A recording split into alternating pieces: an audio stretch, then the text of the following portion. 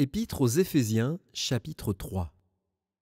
À cause de cela, moi Paul, le prisonnier de Christ pour vous païens, si du moins vous avez appris comment je fais part de la grâce de Dieu qui m'a été confiée pour vous. C'est par révélation que j'ai eu connaissance du mystère sur lequel je viens d'écrire un peu de mots. En les lisant, vous pouvez vous représenter l'intelligence que j'ai du mystère de Christ.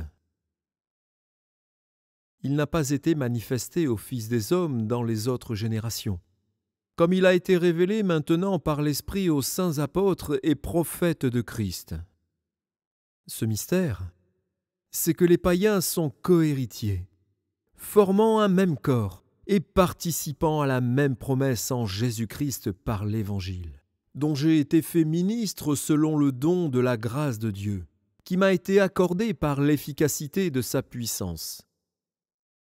À moi, qui suis le moindre de tous les saints, cette grâce a été accordée d'annoncer aux païens les richesses incompréhensibles de Christ et de mettre en lumière le moyen de faire connaître le mystère caché de toute éternité en Dieu qui a créé toutes choses. C'est pourquoi les dominations et les autorités dans les lieux célestes connaissent aujourd'hui par l'Église la sagesse infiniment variée de Dieu, selon le dessein éternel qu'il a mis à exécution par Jésus-Christ notre Seigneur. En lui nous avons, par la foi en lui, la liberté de nous approcher de Dieu avec confiance.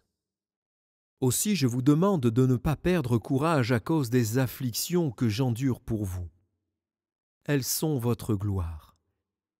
À cause de cela, je fléchis les genoux devant le Père, de qui toute famille dans les cieux et sur la terre tire son nom, afin qu'il vous donne, selon la richesse de sa gloire, d'être puissamment fortifié par son esprit dans l'homme intérieur, en sorte que Christ habite dans vos cœurs par la foi, étant enraciné et fondé dans l'amour, que vous puissiez comprendre avec tous les saints quelle est la largeur, la longueur, la profondeur et la hauteur, et connaître l'amour de Christ qui surpasse toute connaissance, en sorte que vous soyez remplis jusqu'à toute la plénitude de Dieu.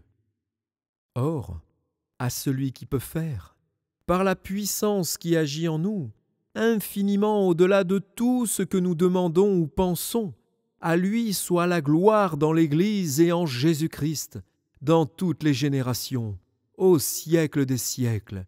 Amen.